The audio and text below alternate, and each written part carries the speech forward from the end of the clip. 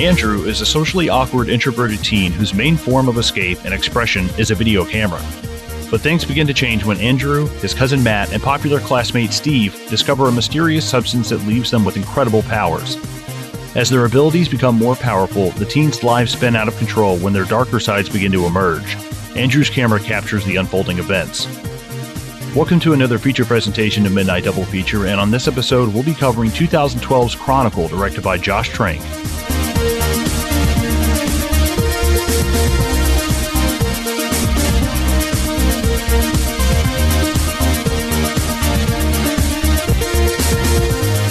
What is going on, guys and gals? Thanks for tuning in to Midnight Double Feature. Thanks for tuning in to Chronicle, as you heard in the main title. Along with me always for feature presentations, my boy in brown, Zoheb Ali. How you doing, buddy? Hello. I'm doing well, man. How are you? I'm good. I'm looking. I look like a hot dog in this yellow long sleeve shirt that I have on. It's mustard yellow, and thought it looked so cool in the store. And came home, and Lindsay's like, "You look like a fucking hot dog." She's not wrong. I love it, yeah, though. man. I'm doing well. You look great. What are you talking about, man? I like it. It's got a 70s vibe. I feel like I look like fuck it. It's like Friday. I feel like I look like Cliff Booth out of Inglourious Basterds. Nice. Once upon a time. But like you guys heard, we're here to cover Chronicle. If you guys want to check out any of our stuff just before we get into it, you can find us on Facebook at Midnight Double Feature. You can find us on Instagram at Midnight Double Feature. You can find us on Twitter at MDF Pod. Shoot us an email, midnightdoublefeature@gmail.com. Stop by, rate and review us on iTunes. Let us know how we're doing. Stop by midnightdoublefeature.com just to check out everything. We've got merch. We've got our Patreon, which is patreon.com/midnightdoublefeature. You can find all of our stuff there. Please stop by, rate and review us on iTunes. If this is your first time listening to us, I hope you enjoy it. There is an E on this motherfucker for a reason. I haven't said that in ages. There is an E on this motherfucker for a reason, and we will be spoiling a movie that came out when Barack Obama was president. Now, because this movie, I was like, holy shit, this movie's 9 years old technically now. That really blew my mind. And it, like the Tim Allen gif of him like turning into the Santa Claus. I was like, oh God. But this was your pick, actually, and it's really interesting because I had this on my mind in like the week that you kind of like threw this out. And I was like, that's so crazy. I was just thinking about Chronicle. I had gone somewhere, I was at some store and found a copy of it on Blu-ray. It didn't have it on Blu-ray yet. So I was like, oh, cool, I'll pick this up. And that was maybe a month ago. So it's so strange that we're just now covering it. And I think I'd mentioned this one before about doing it. But, it's one of those fun. There's not a whole lot of meat on the bone. It kind of is what it is. It's a superhero found footage, like action adventure kind of movie.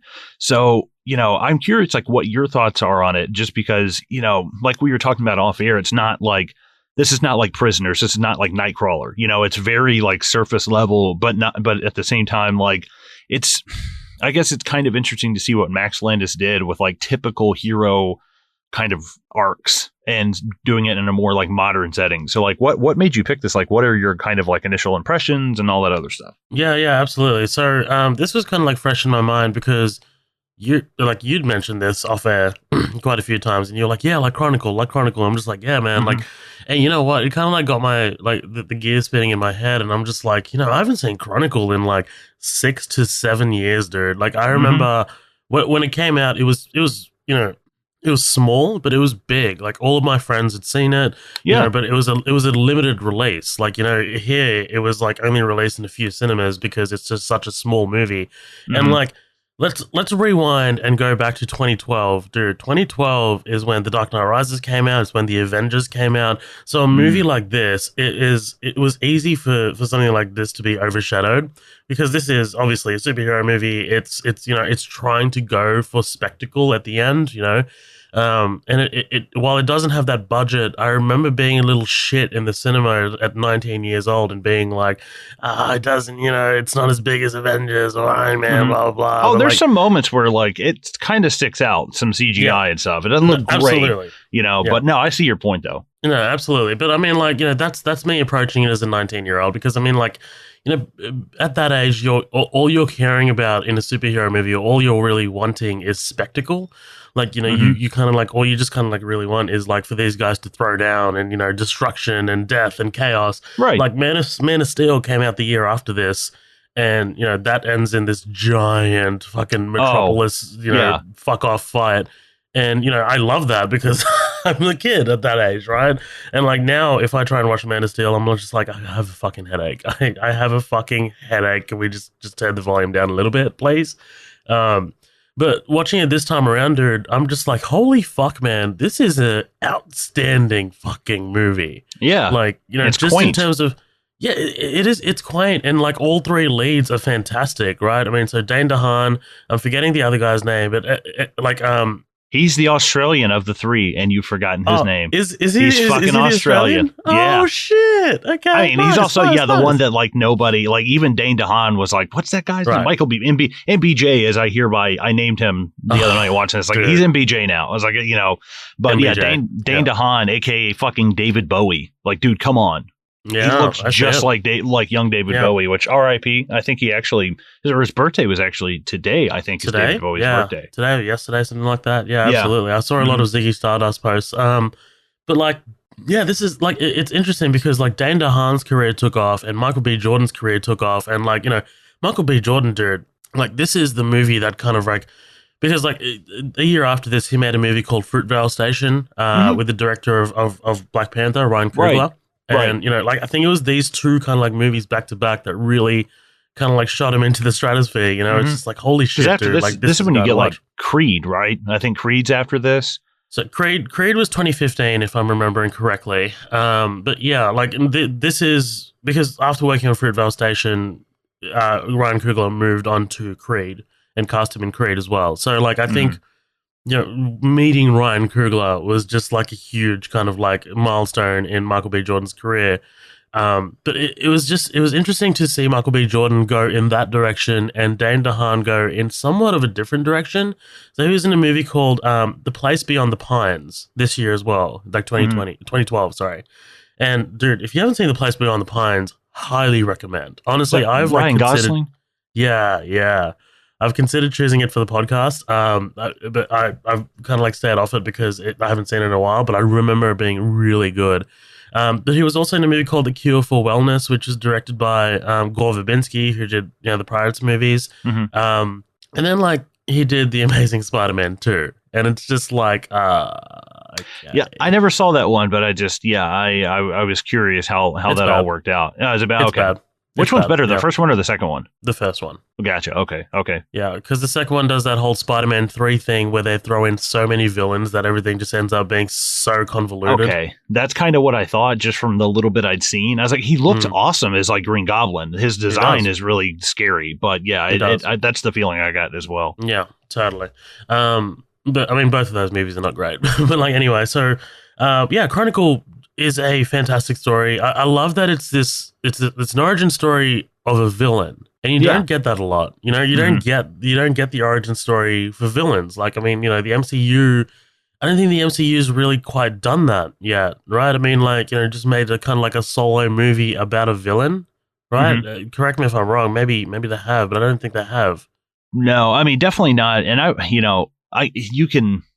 feel like in terms of conflict, like, this is a movie about a villain, but it's also, it's kind of like a movie about these three guys. One dies, one's awesome, one's bad, and it's kind of an interesting, like, diverse thing. But yeah, you've definitely never seen like just a full-fledged, this is our villain movie, from, I guess the Loki TV show will be the closest thing they've got like so far, which I don't know, that's not even out yet. But then you definitely have never seen, and to your point, I've never seen where, except for Fantastic Four, which you pointed out, where you see heroes and villains in the same incident get their powers. Right. And I was like, that's really fucking cool to me. And then it's weird, Fantastic Four, Josh Trank, like, it's so strange. Yeah, well, all right. Well, let's get into this then. I mean, let's get into the whole Josh Trank, Max Landis. You know what? Let's give your thoughts on it, and then we'll talk Josh Trank and Max Landis, because that's going to be a whole separate conversation. But yeah, I love this movie, dude. Honestly, I rented it for this particular episode of the podcast. I should have bought it because I had a blast watching this, dude. It's 90 minutes long. It moves at a clip.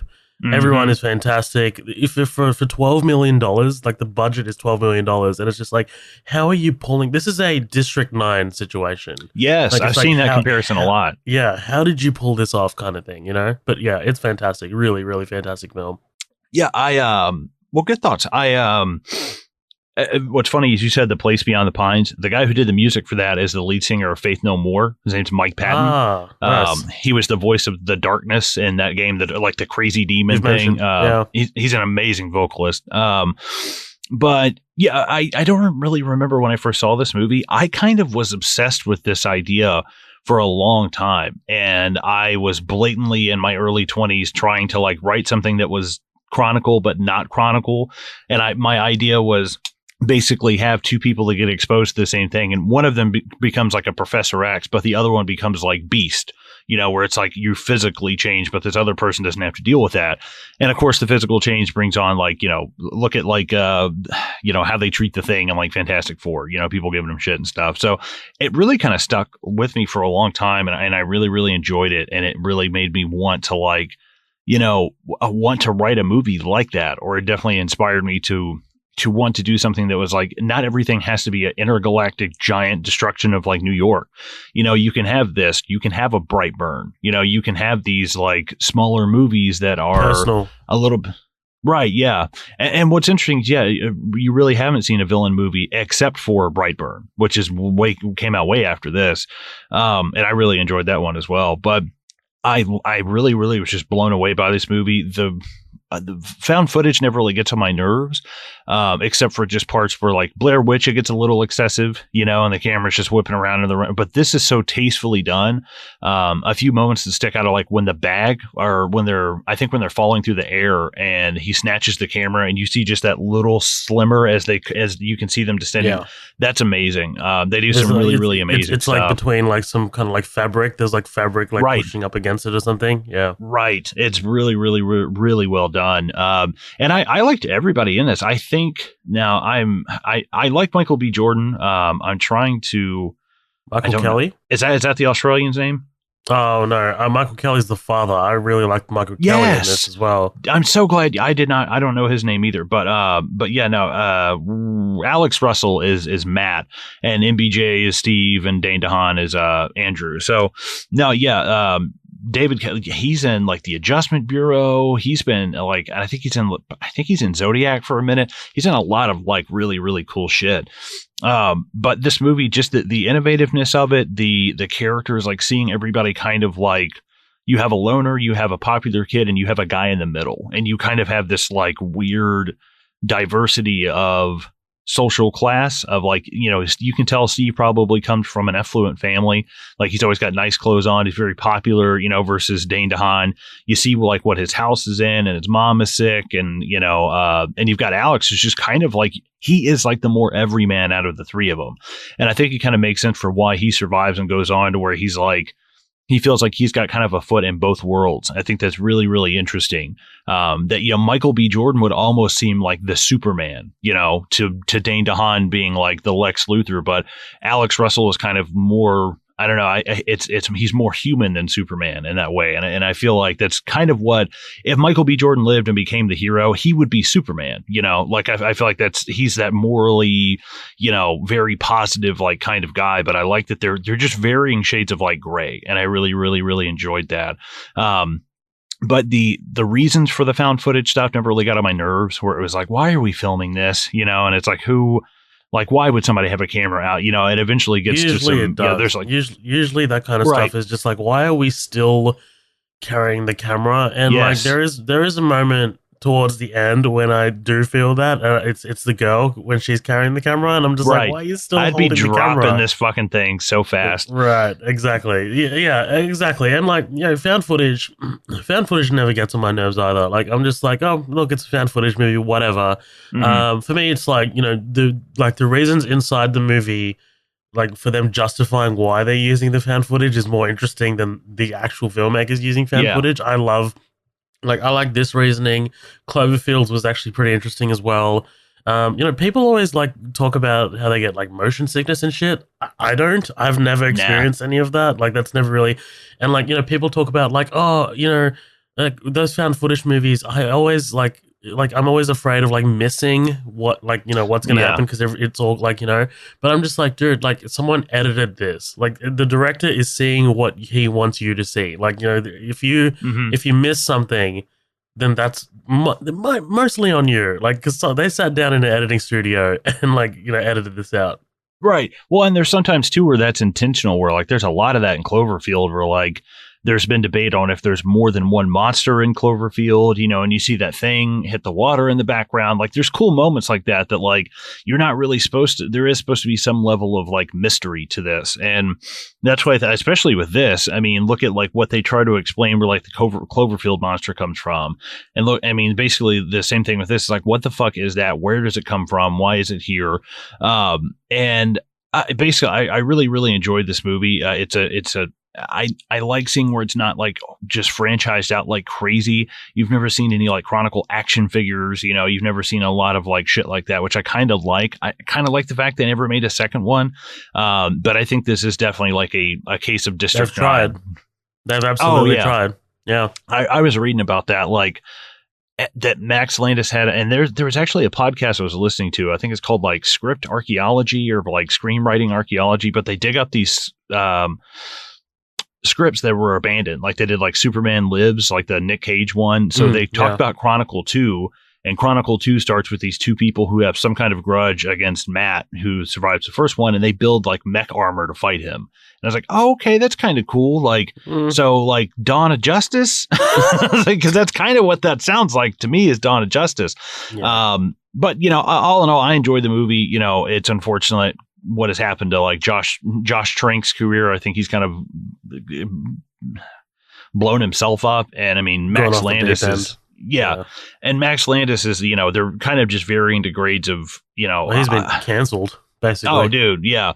Well, and the whole thing with Max Landis too is like, even, let's say everything about him is incorrect, which I don't believe. And let's say all of this stuff is false.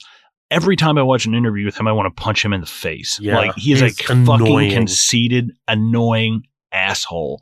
And it's like, I would bet that is a guy who has strangled an animal at some point. That there's no way this guy has not hurt, like, and I hate to say it's one of those guys who are like, okay, yeah, just from listening to this guy talk for 30 seconds, like I kind of believe it. And even Josh Trank, Josh Trank was straight up like, I didn't let Landis on set after a while, and I haven't talked to him since like 2012 or something like that. But yeah, it's just unfortunate that there's such a great story, a really great movie, some really great performances, and it gets overshadowed by this like drama, I guess. Yeah, basically.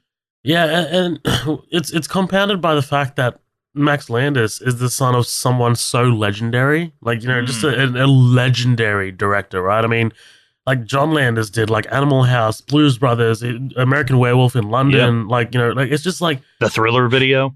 Yeah, like how did you Coming to America? Right? Didn't he do Coming to America? From memory? Yeah. So like how did you like fall so far from the tree? Like, it's just like, are you like, okay, because like I used to watch like interviews with like Max Landis on YouTube and stuff, and like I 100% agree, he is like a kooky kind of like out there fella. Like he is, and like he seems like he's permanently on Adderall. Yes, yeah. And like he's got ADHD like times a million. Yeah, yes. Absolutely. And it's just like, his hair is like a different color every fucking video, and it's just like, what are you? I don't get you. Like, I like your ideas. Because the idea for this movie is like kind of like 1 in a million. This is a fantastic idea, especially in 2012, when you're just kind of like getting to the boom of like superhero films, right? I mean, like this is a fantastic idea. So, I was just like, I was a bit disappointed. There's another movie that Max Landis wrote called American Ultra. Starring, I heard about that. Yeah, starring Jesse Eisenberg and who's the chick from Twilight? I'm forgetting her name, but Kristen something Stewart. Whatever. Yeah, there we go. Yeah, Kristen Stewart. The idea for that movie is pretty solid. Like, I mean, I really enjoyed the premise for that story. So it's like, it sucks because Max Landis has great ideas, and you can 100% tell that he's got great ideas. It's just, you're just a fucking shit show. You're just a fucking shit show. And I even hate to say, he's got such a brilliant mind. And like listening to him, he actually went through this whole crazy explanation in a Comic-Con of what the Chronicle thing is, and you can watch it, and it's fucking insane. And it's like watching seeing him explain where exactly all these things come from, and they're these like stones, and they were here when the earth was made of lava, and they live underground, and they send tubes up to bring and basically the guys from Chronicle were going to end up being some kind of drones, but then the crystal died, so they never became drones to the crystal. And it's like, what the fuck are you talking about? Like, do you understand how fucking, like, I get it, that's cool, and you're explaining the origin of this, but he goes through this long explanation, then he goes, and the whole point of making this long explanation is it doesn't fucking matter where they get their powers. What mattered is what happened to Andrew and Matt. And I was like, God damn, you are such a brilliant mind wrapped in such a turd burglar of a personality, and it's, whether or not he's been taken to jail or proven anything, it's like, dude, 8 different people, and even the director of this movie have come out and be like, dude, get fucked, like, get out of here. It just sucks because he's got such a great idea. He's a great concept guy. He's really good at the concepts of stuff. And the thing is, when those sexual allegations get leveled at someone, like, when they were leveled at Stan Lee, no one believed that, Stan Lee was capable of such things, because he's genuinely, like, presented himself as such a sweet person, right? Mm-hmm. Whereas, like, if these, like, allegations get leveled at someone like Max Landis, who has no kind of, like, a concept of being nice in public, or like being a good person in public, they're just so much easier to believe. And, like, look, I talk about, evidence and things like that all the time. And, this guy hasn't been convicted. He hasn't been, there's been no trial. There's been no due process. So I'm like, I'm not going to say that he did it. But, I mean, look, the likelihood of him doing it is a little higher than someone like Stan Lee. Like, that's all I'm saying. Like, right. Well, and yeah, like you said, he's just said such absolute insane shit. And just watching him, it's like, man, just feel like I'm watching a Predator. That's all I can say. It's like, you give me the creeps, man. Yeah. Let's talk about Josh Trank very briefly. So you already mentioned... he kind of like went off the deep end after Fantastic Four. He wrote that whole tweet about, like, this was not my intention a year ago. I guarantee you the real movie will never be released. And he just kind of like, dude, it's crazy to me that someone who directed something so solid in Chronicle went on to direct something like Fantastic Four. And I actually believe that there was some studio meddling there, because, I mean, like, I've never seen it. Dude, it is such a shit show. I watched it in theaters. It is such a shit show. Like, it is edited insanely poorly.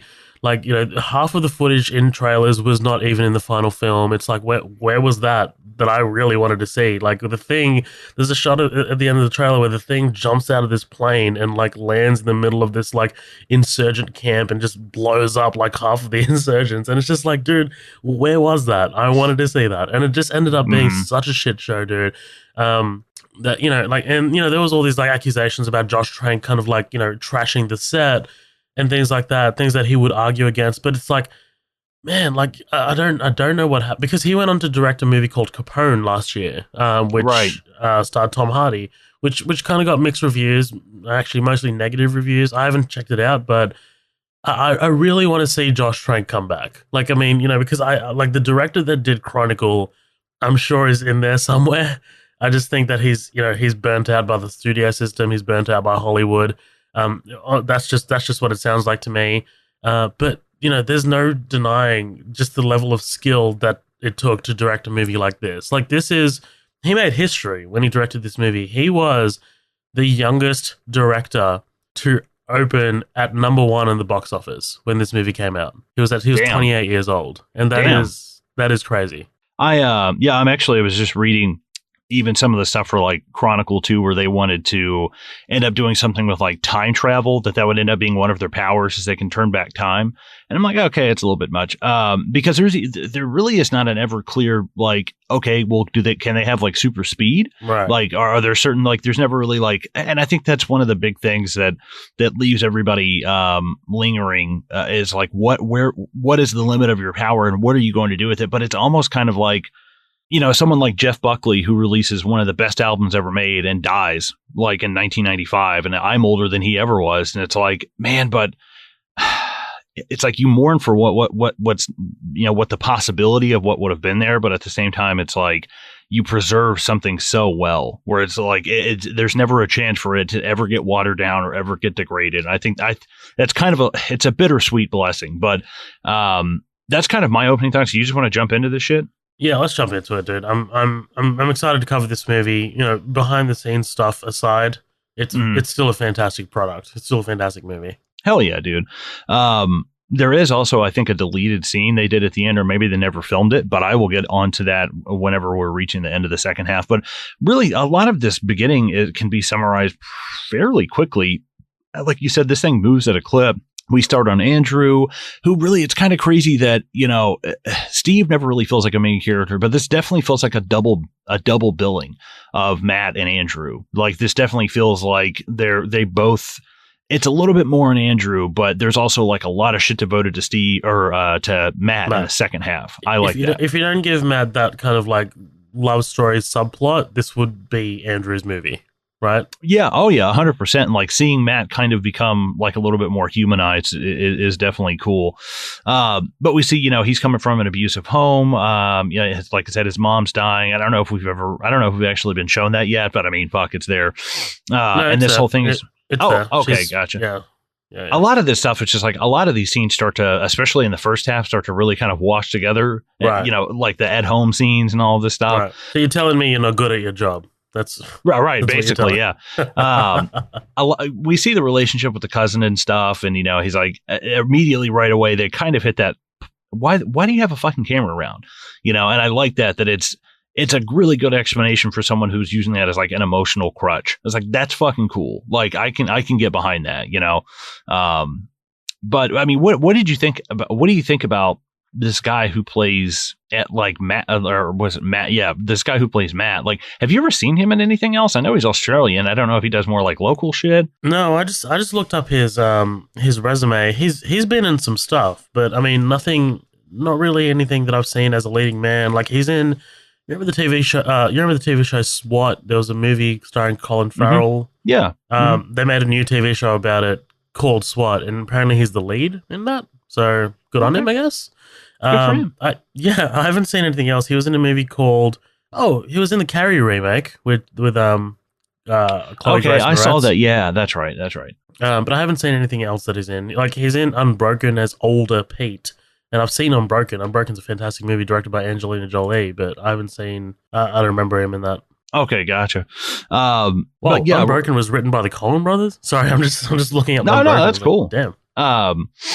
But basically, we're really just getting a bunch of setup here. With his dad, we see him taking him to school. His mom is slowly dying of cancer.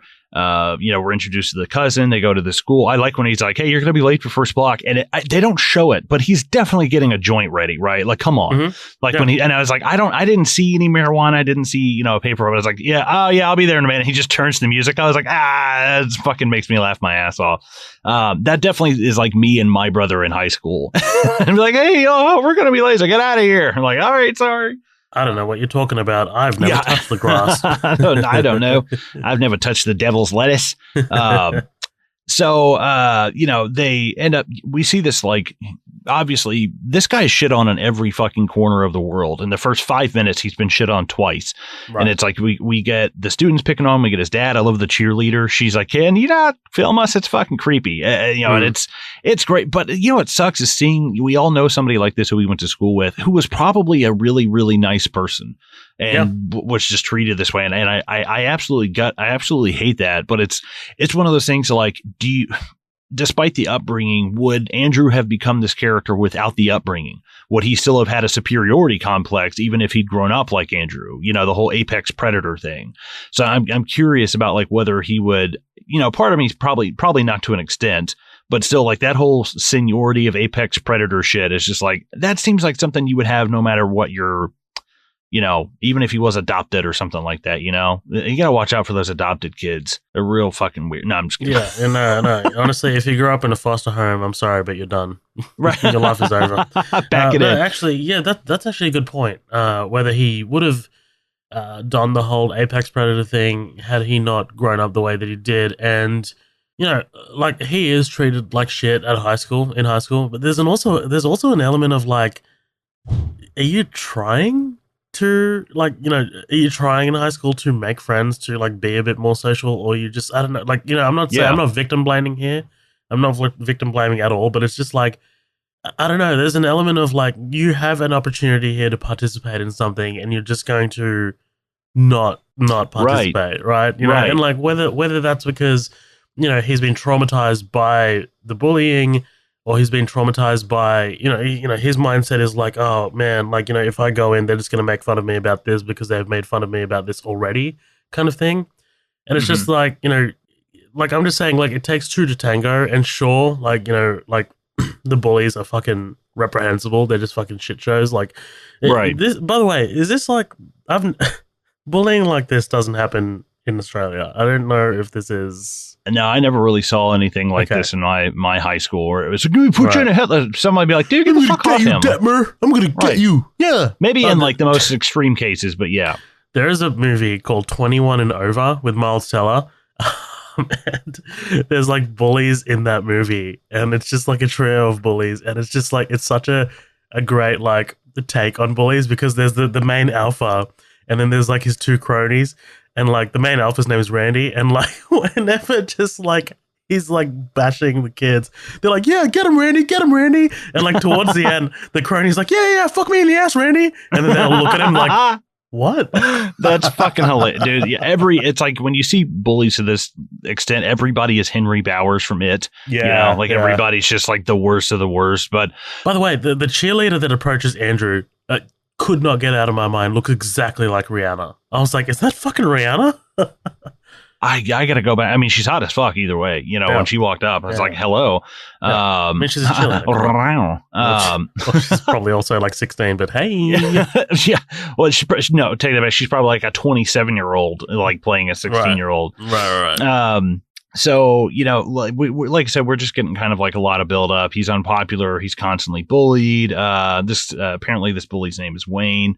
Like I said, we're really just getting this set up. And on the way home, this is where the party kind of comes into it. And man, right away, we're in the fucking 10 minutes and we're just like chopping away at this shit. Like we're getting like really, really great character stuff like built up. And Matt, I like that he kind of like pushes him into going to this party. And he's just like, you need to get out. Like, you need to come experience some of life, and just get out of the fucking house. Like there's nothing kind of wrong what I'm with saying, that. right? I mean, like, that's what I'm kind of saying. Like Matt is coercing him and urging him to come participate. So he doesn't, go back into the darkness, like in his home. Right. Mm-hmm. And, Andrew's kind of like, hesitation to do that ends up sort of pushing him the other way, Right. Yeah. Well, and right away he's like, have you ever gone to a party? He's like, I don't go to parties. And he's like, I mean, that's not an answer, like, have you ever been to one or have you not? Yeah. It's not that you wouldn't go. It's just the fact you've never really been invited. I don't know. We see him at the end, after the talent show and shit. It's like, dude, he loves this shit. He's eating it up, But again, we're getting shit on. We've got the bullies in the neighborhood. He comes home and his dad's, whacking on him and stuff, or sorry, hitting on him and stuff. It's terrible way to say that. Whacking him off. Yeah, whacking him. Yeah, he beats the shit out of him. Tells him to. I love the dad who comes in, hits him, and he's like, "Now finish your homework." And he's like, excuse me. How am I supposed to even fucking? You come in here and punch me in the head, and then tell me to go to You've given me brain trauma, but yeah, sure, I'll finish my spelling. Right, I was working on my homework before you came in here and punched me in the ear, you fucking dick. Right. But basically, that's where he kind of like takes him up on his offer to go to the party that night. Well, I guess like off camera or whatever. But I like this getting to the party and he's immediately just like, dude, go do your own thing. Like, fuck off. Like, get out of here. Like, don't follow me around. It's like, that's kind of a dick move, man. Like, you kind of need to be his wingman a little bit. Like, you need to introduce him. If you brought him out here. Yeah, absolutely. Right. But I mean, like, that's kids, right? I mean, like, it's just like, yeah, look, come out here, but also leave me alone a little bit. Matt's like, I'm trying to get squashed by some puss. Leave me alone, dude. I'm trying to take home this bitch who's doing a blog. God damn it. Right. You know how hard it is when they're recording you the whole time? I got to be perfect. I got to say all the right things. Right. Or else you end up like Weinstein. Yeah. Oh, God. Or like Trump. Or like Max Landis. Yeah. Or like Max Landis. Yeah. There you go. and this is where we're introduced. This is Casey Letter. Apparently, I barely remember anybody's name in this movie because they don't really go into a lot of, especially with her. She is just a romantic, and I don't love it. I don't like. It feels like every time she's on screen, I'm just like, okay, how are you? So I'm just gonna, cool. Yeah, and that's what's like.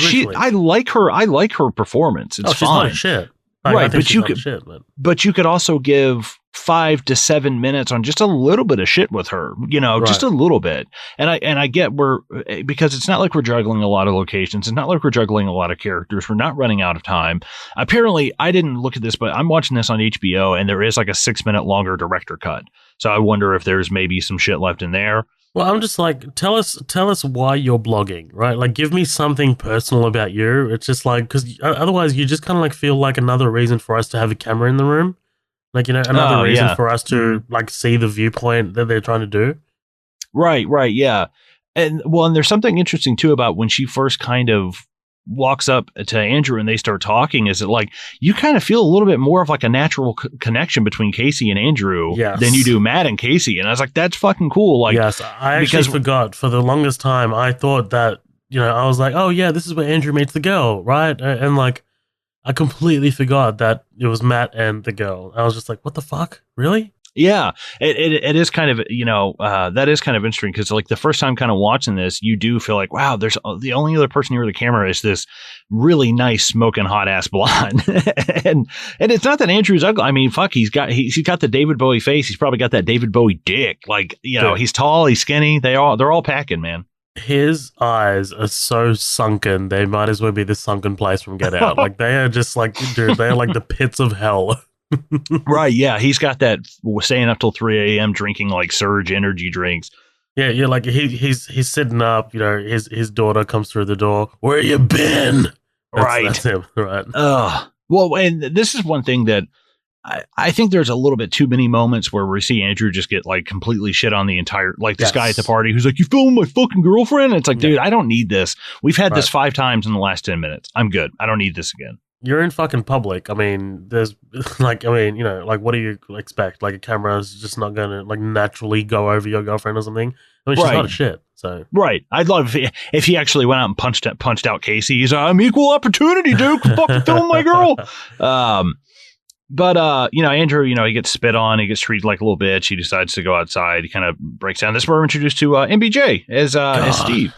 Man, first time I ever saw him in anything. Me too. Immediately likable. Like yes. You can tell just like that this kid is going to go far. Like, he's just immediately charismatic. Just like it's like, oh shit, this is the new Will Smith. This is the new like just even like the way that he holds out his hand and he's like, yeah, come on, I want to show you something. And it's just like he's just so likable off the bat. And definitely, the first thing that I saw him in, I have a friend who looks exactly like him. And I remember the first time that we saw this movie, I remember who I saw it with, and he was there with me. And I'm just like, Buster, it looks like you. Is that you?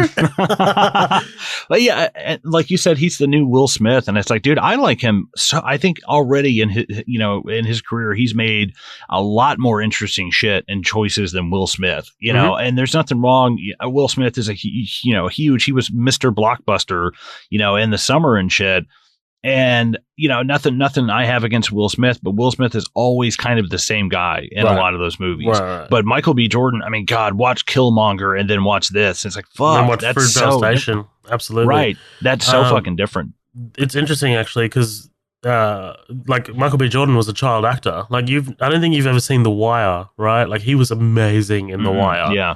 Dude, he's a little kid and like he's working with like Idris Elba, and it's just like it's so crazy to watch this young kid. And like even like back then you could tell that this kid has acting chops.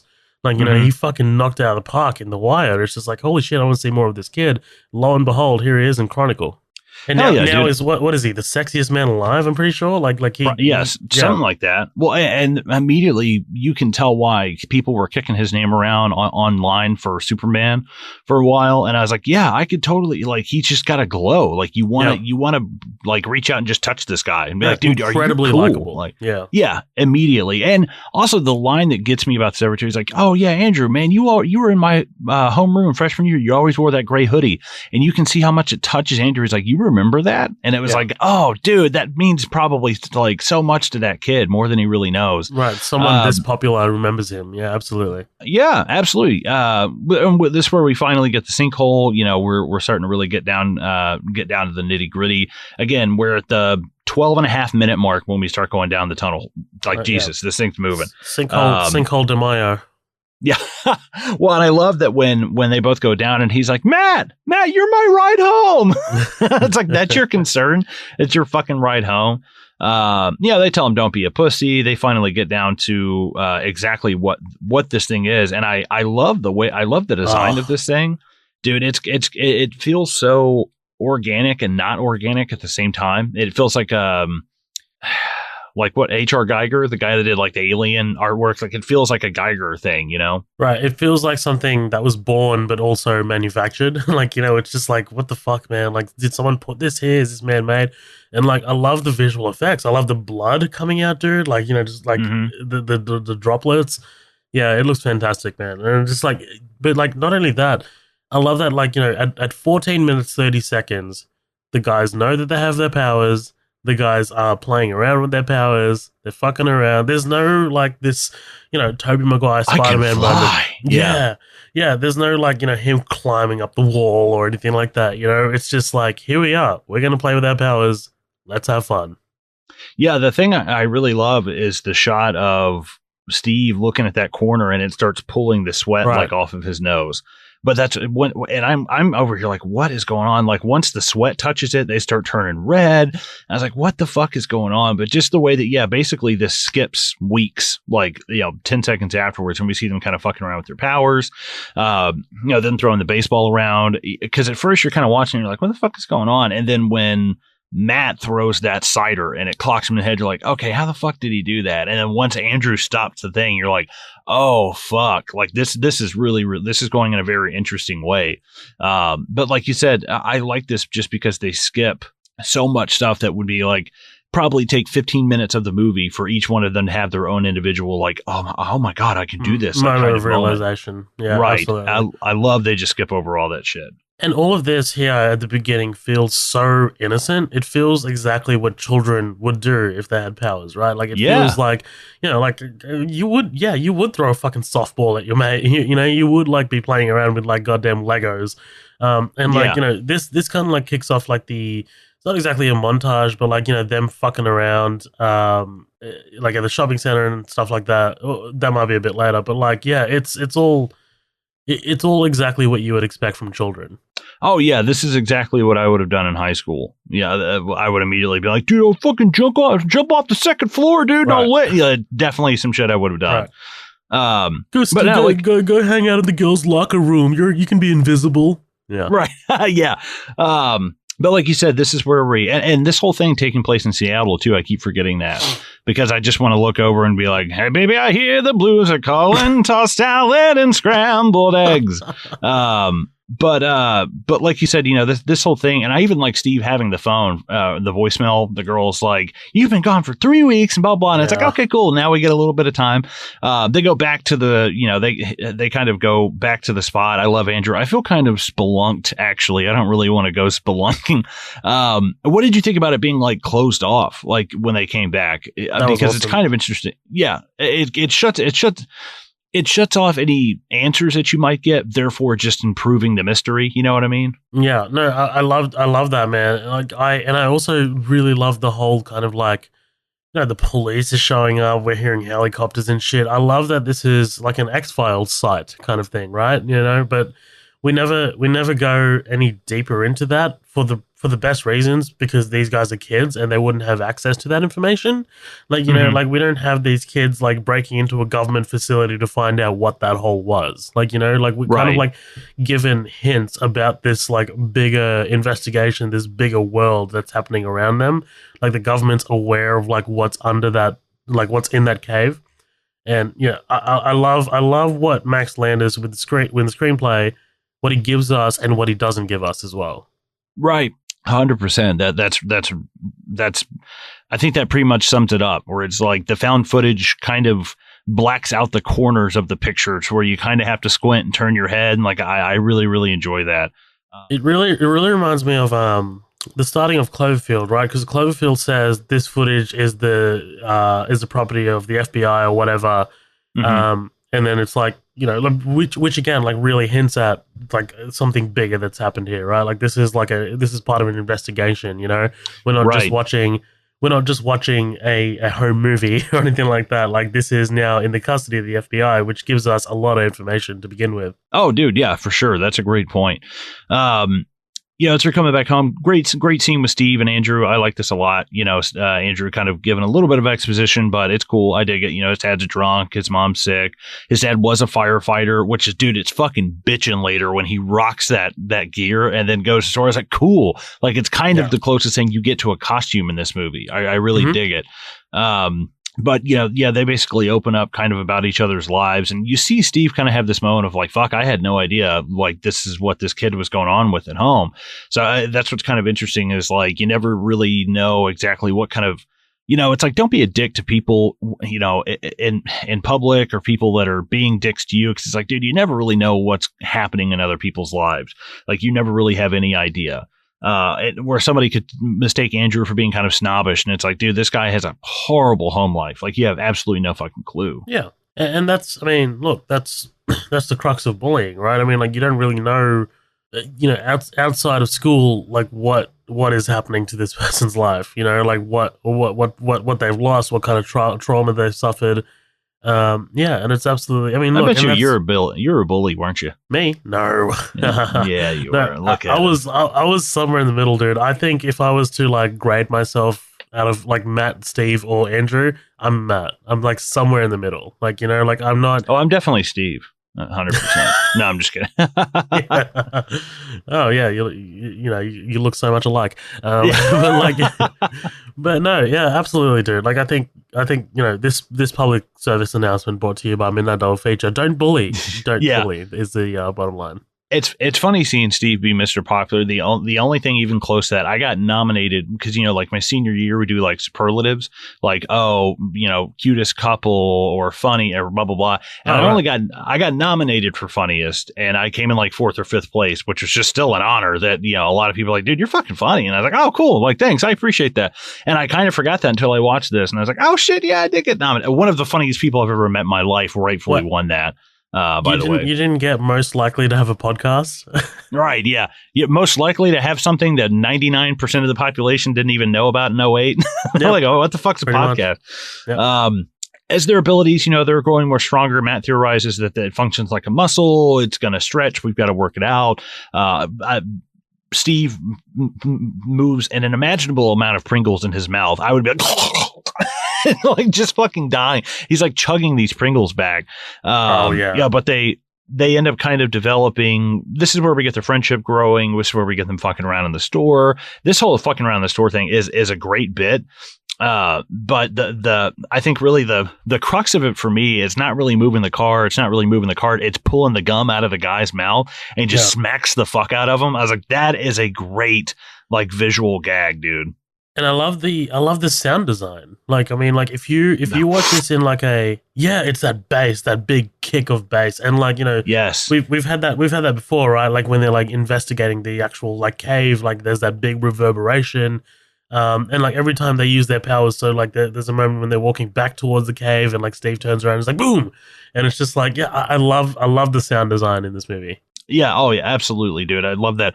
Just that humming from the coming from the crystal. It's like, this feels like Dr. Manhattan just dropped off like a testicle in a cave. You know, like that's kind of what it feels like. It's just this big like Manhattan nut, just laying there. You could have said like he could have dropped a fingernail, but like you went straight to the testicles. Yeah, straight nice. Testicles. You know, he's got as many as he wants. But yeah, like you said, you know, they're pranking around. They're moving this car. Yeah, I love Steve's line. It feels so improv by, oh my God, Michael B. Jordan is where he's like, it wasn't the black guy this time. Like when he's moving the car, it feels like such a great improvised line. You know, but they're, like I said, they're fucking around with these kids. However, they go a little bit too far, I guess, when they're coming home. And do you think that Andrew means to just totally push this guy off the road, or do you think he's trying to like fuck with a tire, or what? Do you think this is intentional or just kind of an accident? I'm glad you said that, because I mean the first time I watched it when I was a kid, I thought it was intentional because I mean I want Andrew to be I want one of them to be a bad guy, right? But I mean I think this time around, like especially when they go and rescue them, like just how much it kind of like Andrew is apologizing, he's kind of like beside himself, and he's just like, I didn't mean to do that, didn't mean to do that. I think it's kind of like it's the classic like superhero villain thing where they misunderstand their power set, like they just underestimate it a lot. I think maybe he was supposed to turn the lights off or something like that, like the headlights off, right? Instead of just like completely wiping them off the road, and he just didn't realize the amount of power that he had, right? That's how I kind of like read it this time around. That's kind of what I thought. Like, but there's something in like when he does it, his reaction is not this kind of like, oh, like he's like laughing as he does it, and I'm like, I don't really know how to read that. Like, I think you can kind of go either way with it. I want to give him the benefit of the doubt, but at this point, you can kind of see the shades of that craziness, starting to kind of like take hold. But I also don't want to go past this great scene with his mom, where he takes her out and I guess they're on like the pier or something like that. Yeah, it looks beautiful. And right, and the whole like I'm stronger than this, like that's a really really great, that's a really really great moment for Andrew. But I think one of the best things is trying to like in the scene where he's trying to stab him in the hand with the fork, and it just like boing bounces off. What's great is they're giving this crazy like exposition, and I can't really remember exactly what he's saying, but he's like, just pretend there's like a barrier over your hand, all right? And when this thing's gonna hit you, as long as you're ready. And it just shows Steve watching that girl's ass. It's like, and I love it because they take the exposition, they take something that would be exposition-y and make it funny and kind of like spice it up a little bit. Yeah. I love that. That's all fucking great, but. I saw something where somebody compared the nosebleeds in this, that they're like, oh, that's kind of like Stranger Things in 11, and I was like, I could see maybe them borrowing this, honestly, but I don't know.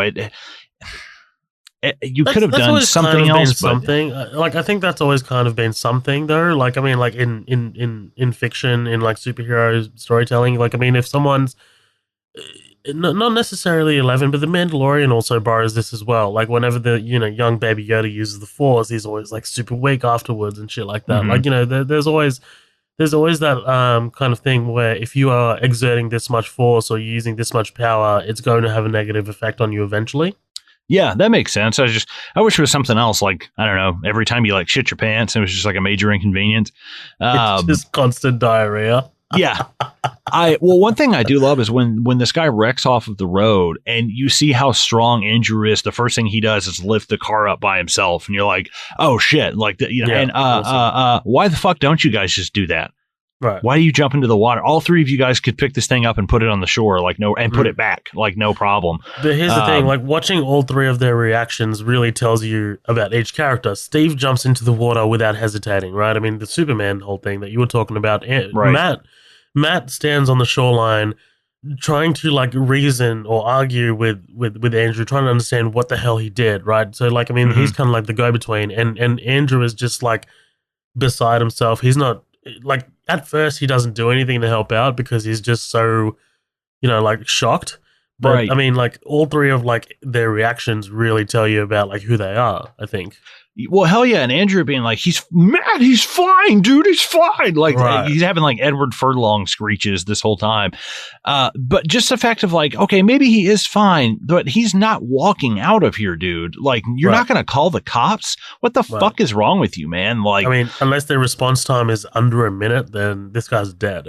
Right. And nobody fucking knows this guy is out here. What got me thinking too is it's like Steve is definitely Superman. Matt is Green Lantern. That's what it feels like to me. He has that will, like that like morally, like he's not quite Batman.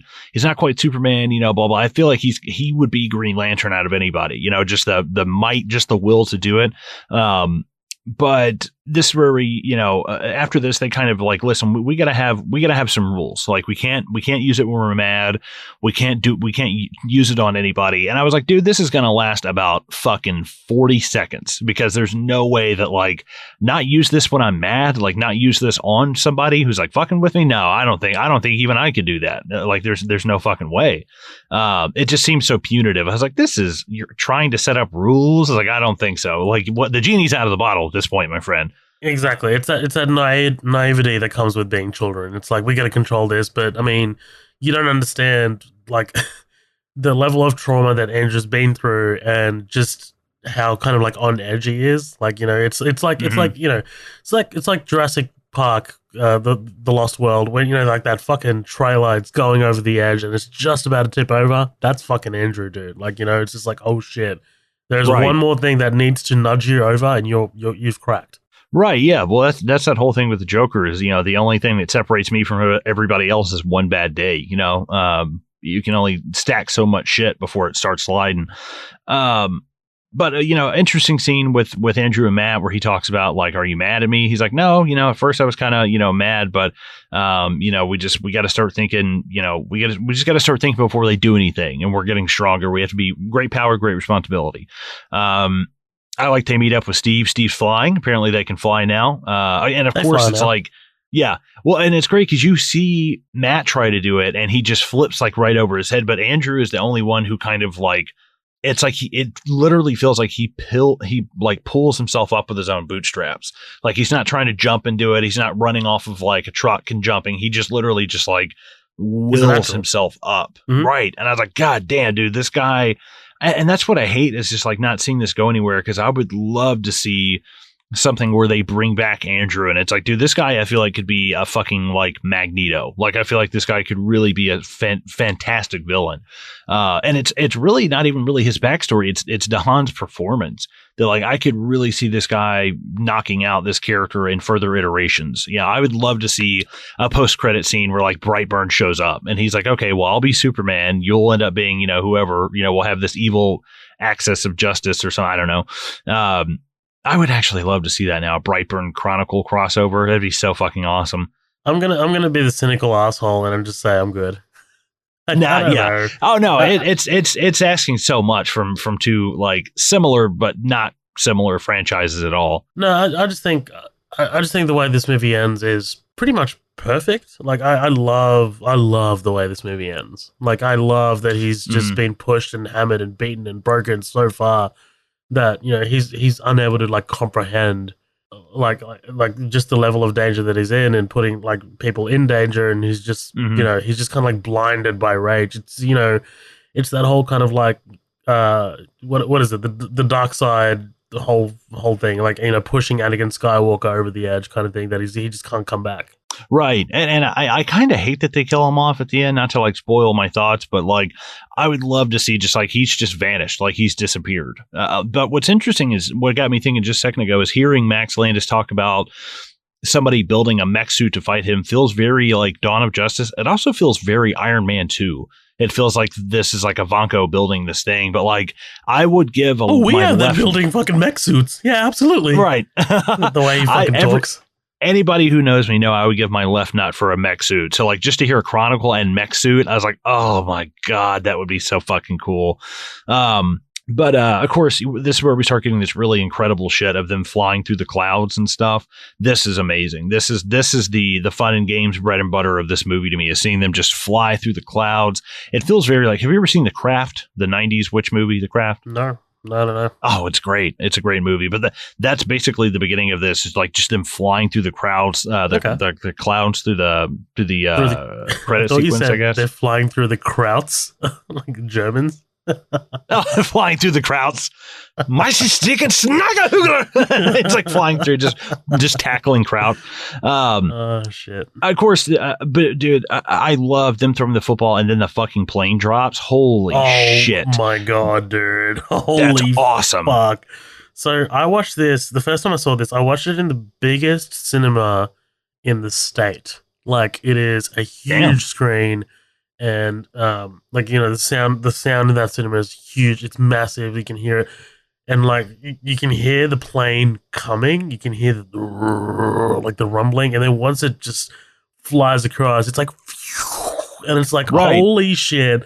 Like, that is insane. That like this was insanely effective, man. And I love that these kids didn't, you know, anticipate running into things in the sky or anything like that. But like, I love the idea more of these passengers being like, what the fuck? How's right. that? Looking over and being like, oh my God. Because no one's going to fucking There's believe you. something on the wing. Yeah, right. I want to see the guy who goes to work and he's like, dude, seriously, they were throwing it. They're like, okay, Dan. And then 2 weeks later, they show Dane DeHaan getting speared. And like the fucking, he's like, I fucking told you guys. Dude, I fucking told you. Dude, they fucking, it's like in Avengers when Captain America gives fucking Nick Fury the $10 because he didn't believe it. He's just like, yep, there you go. But yeah, this scene was great. It just it really kind of showed, like, again, even as they're having fun and oh man, this is awesome, and then here comes a fucking plane, like something you wouldn't even really think of, because you're not expecting to bump into any humans out there. But Andrew ends up saving the day. I think this is amazing that he. Not only does he he's flying and he catches Steve, but he kind of and this is maybe just my interpretation, he stabilizes the camera too and walks up and flies up and saves it. It's like, dude, you could have just hovered and waited for that thing. But I think part of me is like, dude, I feel like he did that on purpose, so it looks real badass. He's got a great camera angle pointed right down at him and he's flying up. I love that, dude. It's great. For me, it's like, look at the potential of what Andrew could have been. Right, I mean, he could have been Superman. He could have been rescuing cats out of trees. He could have been saving people's lives. But if it weren't for his home life, if it weren't for his personal life, he just didn't go that way. He could have been capable of so much more. It really does remind me of Brightburn in that way. Right, yeah. And part of me wonders is it's like, well, even if you had become this good person, would eventually you feel jaded, or would you feel, what would you feel at the end of this? Would you feel people were ungrateful? I feel like there would be some kind of superiority, complex. That it's just I think either way you spin it, Andrew ends up being this kind of, it's different getting, you're getting picked on, you want revenge. I understand that, that's one thing, but then thinking you're more superior than everyone is I don't know. That's a bit much, that's kind of strange to me. But anyways, that night they're all hanging out and they have this sleepover, and it's it's Matt, and Matt's the one who's gay. No, gay. Whenever he straight up is I think this was the best day of my life. And it's yeah, I would fucking say so too. Unless you throw in some pussy and a Big Mac, I don't really think this thing's getting any better. I'm sorry. I'm sorry. I just imagined a profile shot of a Big Mac and just you cheese. Turn it sideways, it's just lips. It's like dude, it's like pickles, then cheese, then pussy. Yeah, it's just a big slice of pink in there. Oh my God. We get a little bit more, like I said, some moments with them eating. What's strange to me about this is that they're all sitting there and Matt's like, this is one of the best days of my life and blah, blah. And then we cut to them at school and Andrew's like, man, I want to go to bed. I want to check this out. Why don't you just merge those scenes? Why don't you just merge them doing this? So we're not changing a scene setting and, in 30, changing scenes 3 times in 30 seconds. Cause now, yeah, right. He comes up and we're building this stuff with Casey and he's trying to give her money for some kind of drought. And he's like, yeah, just, whatever. It seemed kind of cool. He cannot seem more I'm just trying to be cool. I'm like, dude, right. You are trying so hard to be fucking cool right now. And he's like, yeah, I'm really, concerned about that kind of stuff. He's playing on his phone. I was like, Jesus Christ, man. His performance here it's subtle, but it's really good because he's playing a very specific kind of thing. But I guess this is where we get, don't they have some kind of back history where she's talking about oh, you were too cool in middle school, and eventually I guess they were kind of friends before and he ended up, trying to get into this popularity contest bullshit. I just wanted to make sure I understood that correctly. Is that what you picked up from this? I think so. There was definitely some prior history, and I'm going to be completely honest, dude. Every time she enters the screen, I just lose interest because it's just there is nothing here. There is nothing. I don't feel anything for Matt and Casey. I don't feel anything for Casey as a person. Look, I'm not saying that it's a yeah. You know what? Fuck it. I am saying it. It's just such an oversight of a character. It's just a waste of a character. It's just she is only here, literally, again, just so she can carry the camera. That is the only reason that she's here. Well, and my thing is I like that, but the thing is, this movie's only an hour 30. You could give 10 minutes, make it an hour 40, and build her a little bit more. It's annoying because I like the actress, I like the performance. I like that, seeing one of them with a romantic interest that kind of brings the stakes up a little bit, whenever they're in the car and stuff like that. Like you feel like, we kind of, it's not just Matt versus Andrew. It's like Matt has a lot more personal reasons to kind of defeat Andrew, because it's like, you will hurt someone like this person that I love. Like it's kind of a bit of growing up for him, I think, which is what I'd like. I like the relationship because he is kind of immature at the beginning. He's smoking weed at school and he's like, yeah, fuck off. Like, go find your own shit. And then at the end, he's like, man, I never told you, but I loved you. And I think that this relationship helps him mature, but we need to see way more of that. I don't mind seeing a little bit more like romance in this movie. You've got a found footage comedy, superhero romance teen drama. And it's like, I'm cool with that. Like, that sounds fucking awesome. He's like, man, I really blew this, didn't I? It's not as bad as you think. He's like, really? All right, goodbye. She shuts the door. That's what I love, dude. She's fucking killer. Like that's my favorite part of her right there, is she just shuts the fucking door on him. But I think that we're pretty much at about the halfway point here. I think we're about to jump over to some lunch, up in the clouds. But before we do that, let's empty our bladders. Let's grab us some drink. What do you say? Yep, I'm keen, dude. All right, guys, don't go anywhere. Don't fly off. We will be right back with the second half of our coverage of Chronicle.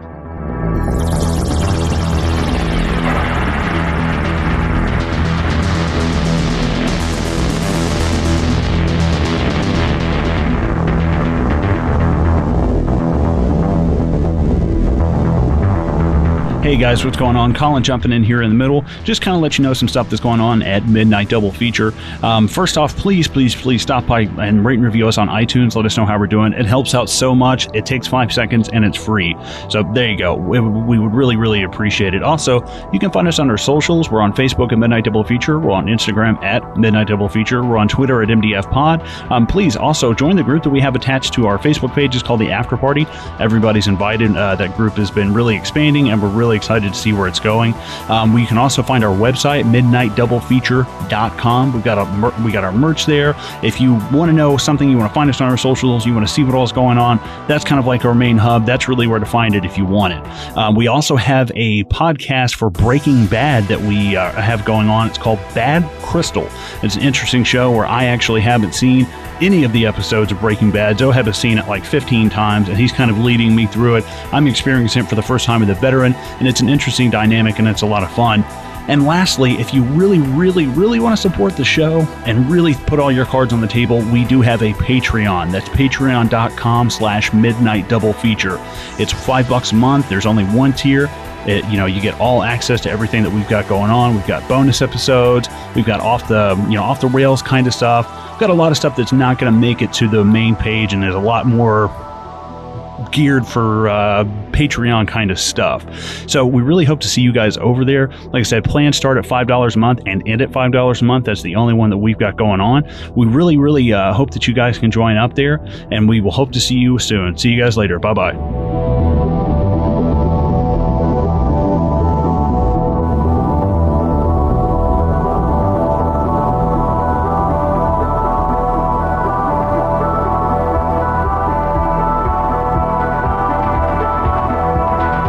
What's going on, guys? Welcome back. Coming at you with the second half of our coverage of Chronicle. We are freshly squeezed in more way than one.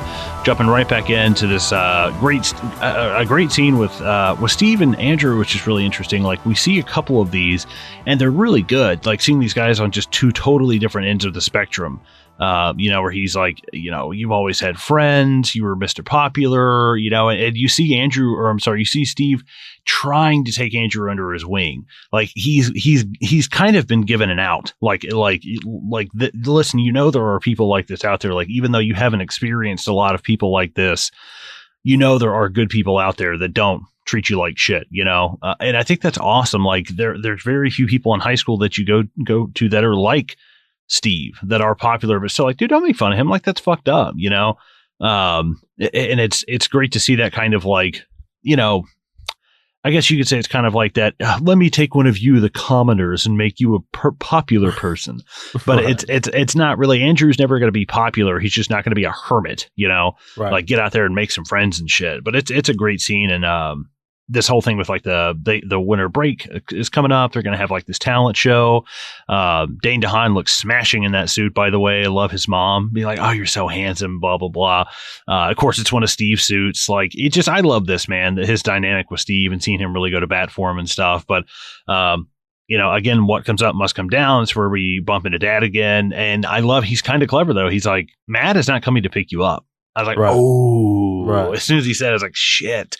This had a very like Beverly Marsh from It kind of feel, like the kid with weird power kind of. Yeah. Right. There was something about that. But what is this guy's name again? What Kelly? Mark Kelly? Michael Kelly. Michael Kelly. Yeah, I love this guy, and he pops up in like a bunch of random shit. He's in like Man of Steel, House of Cards, and shit. Yeah, he's like, he just bought, like, I remember him in the Adjustment Bureau with Matt Damon. That's a great movie too. But is it a great movie?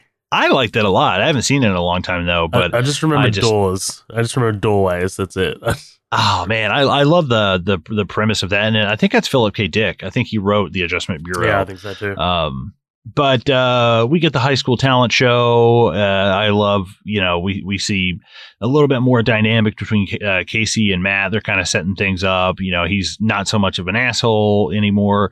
And this talent show, it's fun and it's cute and stuff. But at what point does someone not go, okay, that guy's a witch? How the fuck are you doing this? And I was like, somebody is like, in the age of viral video, dude, you're going to be exploding in a week. Like no one's going to, there will be someone who like target acquired, like there's going to be something like not good attached to this. The government is rappelling through the fucking windows and the ceiling, man. Like they are coming to fucking get you, Andrew, because this is out of this. This is some ET extraterrestrial stuff. Right. It goes beyond, like the balls are balancing on the wire with him. And I was like, dude, this isn't like, this guy is breaking all laws of physics. And I was like, come on. Nobody in the crowd is like, did he spike all of us with LSD? Like, I do love their performance, but both Steve and Andrew on the stage are fantastic.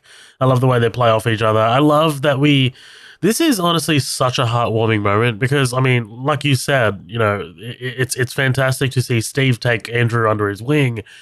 And this is the moment where all that kind of comes to fruition, right? Because you can see the joy on Andrew's face. Like, you can see you can, like, if you've got the spectrum, right? If you've got the light side and the dark side, and Andrew was pretty much teetering on the dark side for the entire movie, this is him kind of coming back to the light side a little bit. It's just like, oh shit, maybe we can save this kid's soul. And maybe this is the moment where it gets saved. And it's just, it's tragic because we know where it's going to eventually end up. But like here, it's just like, man, like, we were that close. We were that close to rescuing him. Right. Yeah, 100%. And I think that the party after this as well kind of shows that, like, I love the car ride over. He's like, I can feel your head exploding. He's like, just hubris. He's like, what does hubris mean? He's like, seriously? He's like, what does seriously mean? Like, there's one of the greatest comedic moments I kind of skipped right over is when that girl is leaving Steve that voicemail. And he's like, what does she have against us? He's like, we're his mistress. I was like, that's a great line. That's fucking hilarious. The party's going ape shit for Andrew.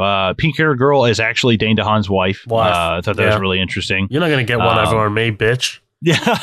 It's like one of the few things of trivia on this movie. There's like fucking hardly anything, but I looked up his age because I'm like, his wife, because it was his wife at the time as well. Yeah. And I still am. 26. And I'm just like, dude, you got, all right, nice. Good on you, dude. You found the one. Right.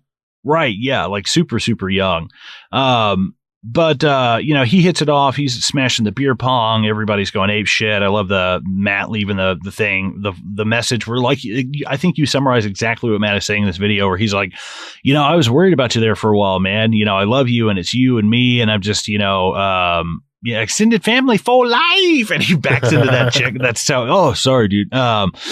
But, we bump back into Casey and, they're kind of hitting it off, which is, I love just anytime there's a hot chick in a movie, it's like, you want to get out of here? I'm going to be like, that's fucking, that's awesome. I've never had anyone say you want to get out of here to me, but I'm just like, hey, can we fucking go somewhere? And she's like, no. I've had someone say, no. I want to get out of here to me, but no, I'm just kidding. I want to get out of here to go home and play some fucking Warzone, but right. I've had people in a pit in my basement be like, I want to get out of here. And I'm like, well, I'm sorry, context, you know. But of course, Steve breaks into like the room, right? Well, he goes to go into the room to film Andrew and the girl, and you know it doesn't end up well. No, and I love that. He's like inside these doors, my man Andrew's becoming a man. Like I fucking love you feel nothing but good vibes off of him. But I thought at first it's like, oh, did he just like come all over her face? When she first goes out, you know, his pants are down. I thought it was like premature as well. Like I was like, he blows one of her eyes out by accident. He's got like super nut. He just blows her head off. It's like in Brightburn when like he blows a fucking hole through the the fucking girl. Well, dude, it'd be so if he puked and his puke was just acid now. He's like, apparently those are she comes out, half her face is melted off. But this, like you said, this doesn't end well, and it really shows Andrew kind of, you know, he's got a bit of paranoia. You know, somebody's having a laugh kind of at his expense, and he's, you know, you're laughing at me. Like Dane DeHaan's voice cracking in this is annoying, but also interesting at the same time. Like the way he speaks, especially when he's mad, there's a very interesting like kind of cadence to his voice that I really like. I agree. I dig it a lot. Of course, like you said, this doesn't go well back at home. He's dissecting spiders and arguing with his dad. This scene was amazing. The spider thing was wild. Holy shit, man. That was like, this is like some young Michael Myers shit. Like, you know, like this is like some, you are taking joy in hurting animals now. All right, that's awesome. That's fucking healthy. No worries. All right. Of course, Max Landis probably wrote this. Right. But Max Landis, does this in his sleep. Like, he beats his wife. I mean, like, okay, wait, hold on. He's gay, right? I mean, he must be. Max Landis? I'm sure. Right? No, not at all. Oh. Why must he be, Zoheb? I don't know. He's so wildly flamboyant. Like wildly. No, yeah, he's definitely a character. Like, yeah, definitely for sure. Like the way that he speaks sometimes, I'm like, dude, like I said, you just feel like you're permanently on Adderall. Right. I feel like he is the definition of someone who like grinds their teeth. That's all I could like really think of. It's like, I bet you're just like a nervous wreck. But we get this great, I mean, dude, the fight between him and his dad is so good because, you know, he punches him in the face. And this is all, this is self-defense to a T. You know, we can really kind of get on his side, but you've just picked the wrong fucking day to pull this. Because it's like he said, he picks him up. Dude, the way he scoots him into the wall and he's like, I could crush you. You're like, fuck. Like, that is really, really good from DeHaan. I fucking love it, man. It's that it's that combination of like child using a man's voice. Like, you know, using like a fucking such a little dude. Yeah, such a little person using this giant confident voice that like he hasn't been able to use through the rest of the movie, and like here it is, dude. Like here is the confidence. And this is what he takes like, you know, he learns just how confident he is by crushing those who are weaker than him, right? And this like starts a whole chain reaction. Right, 100%. Of course, you know, I see, and their names are so vanilla, like Steve, Matt, and Andrew, that I actually have trouble with them sometimes because it just, you know, it sounds like such an American kids' names. But, you know, Andrew gets out of there. Steve finds him. Matt is having the nosebleed. Kind of interesting, like almost like twins. You know, they can kind of feel what the other one's going on. You know, and again, we get a little bit more of the same with Steve and Andrew. Ends up being this lightning strike. But we see Steve try and kind of, you know, this is the moment of this is the point of no return for Andrew. And I think they marked that point really well with having Steve be a victim of that. I think that's very, very cool. Let me ask you this. In this scene, does it feel like Andrew is controlling the weather? Like is that, because that's not beyond the extent of like their powers. They never really say if they can or can't. So like, it felt like to me, this was a manifestation of like his rage, not knowing that he can do this. You know what I mean? Yeah, no, absolutely. Without a doubt. I have no, like, I mean, he summons the lightning strike, right? I mean, like he summons like without knowing it, possibly, you know, accidentally, because he does regret it later. Like he does say that I just lashes out. Yeah. Right. It's the same thing with the car, with the vehicle that he ran off the road earlier, right? Like, I mean, like he doesn't know the full extent of his powers, and I think Steve and Matt, it's Matt, right? Matt, that's the other guy's Right, name, right. but The cousin, yeah. right. So Steve and Matt, I have no doubt that they are also capable of this kind of like power, but we've seen very early on that Andrew was able to harness his powers in a way that is much, much quicker than Steve and Andrew. Sorry, Steve and Matt. Right. No, So yeah, like 100%. so like him, yeah, I 100% that he's controlling the weather. I 100% think that yeah, he accidentally killed Steve in this moment. But what I love about this scene is Steve is really trying to coerce Andrew to get him to calm down, and like Andrew's just not believing that Steve is his friend, right? I mean, like, 'cause Steve is like, Mhm. dude, like I hang out with you like every fucking day, like like what else is it going to take? Like what else do you want from me? And Andrew's just kind of like la la la la la la la la, sticking his head, like fingers in his ears. It's like no, fuck Right, off.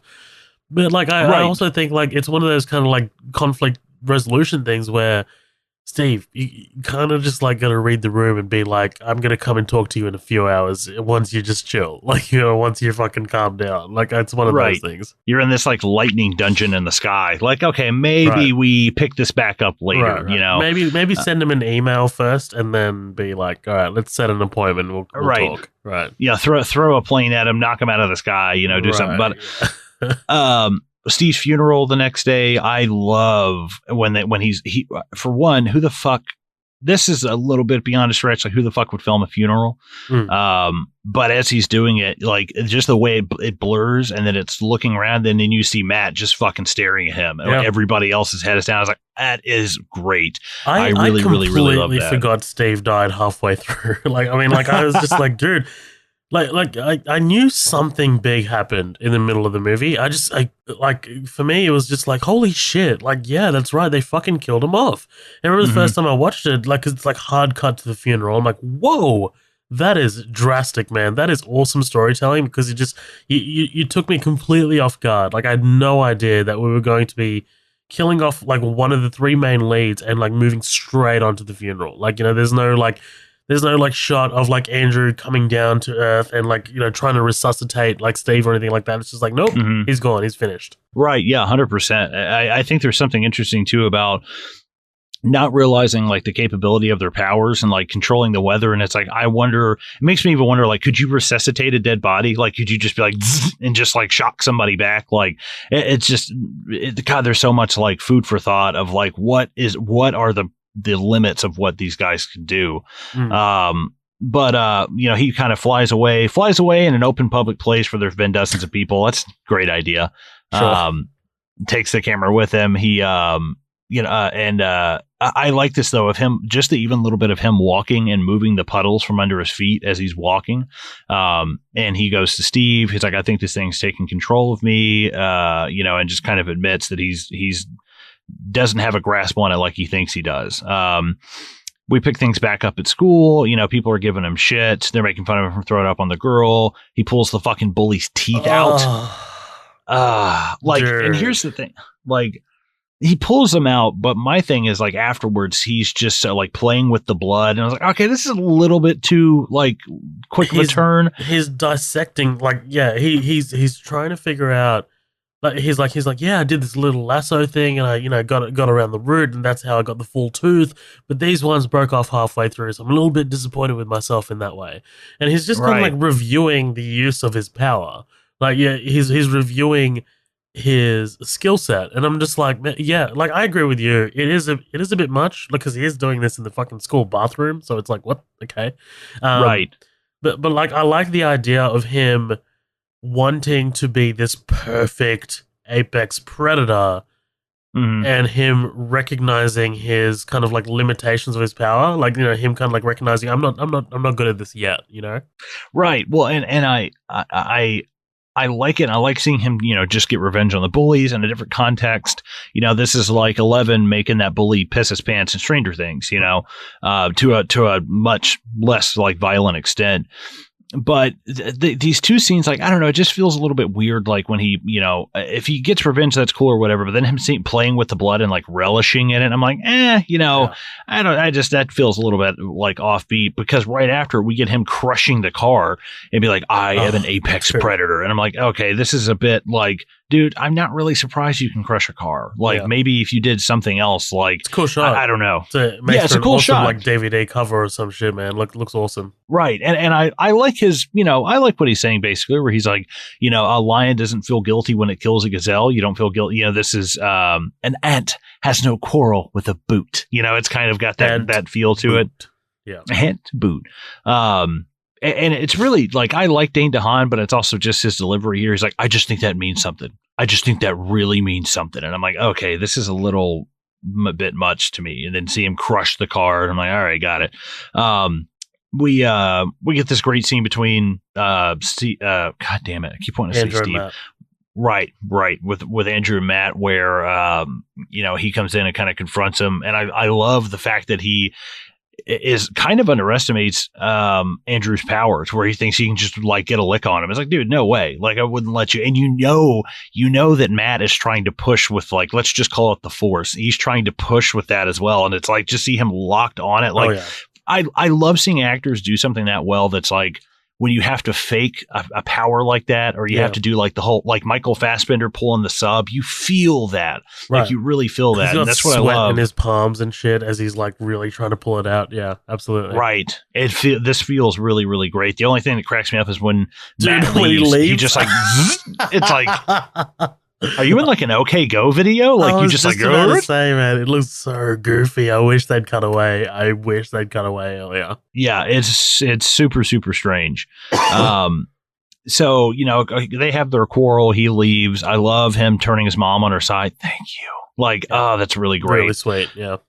Doesn't have enough for the money copay. for the copay. $750. Jesus Christ, dude.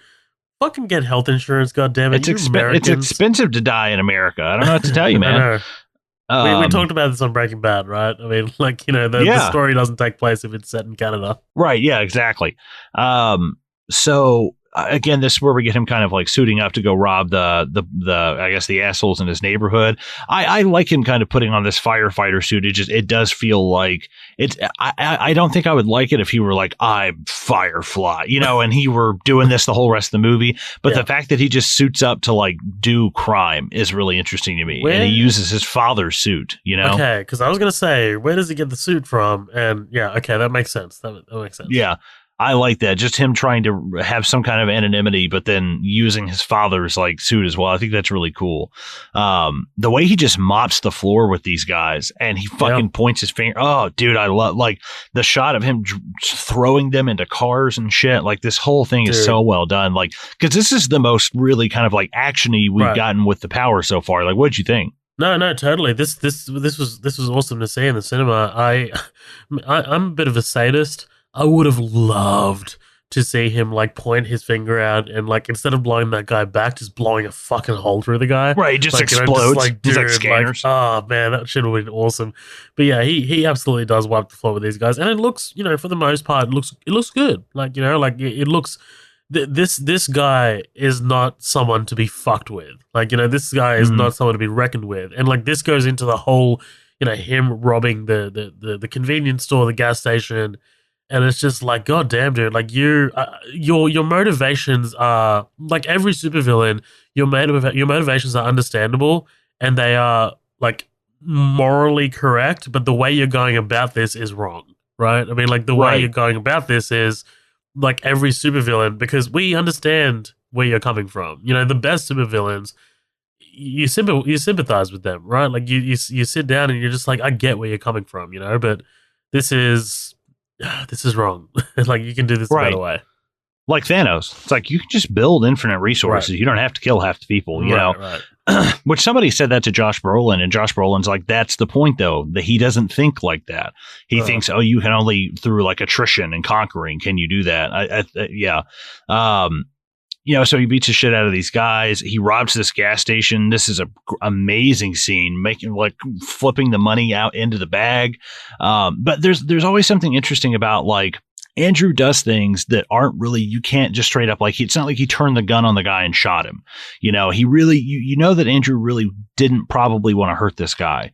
This motherfucker's probably dead though by the end of this, but he does things where it can be kind of ambiguous as to like, did he mean to, do that? Because I'm sure he didn't want to blow up the propane tank. I'm sure he didn't want to push the guy's car off the road, but like, it's just like a reckless abandon for like, dude, you have to understand though, like you're like throwing a fucking grenade in a room. It's like there's going to be some kind of collateral damage to this. But I like that. Oh, sorry.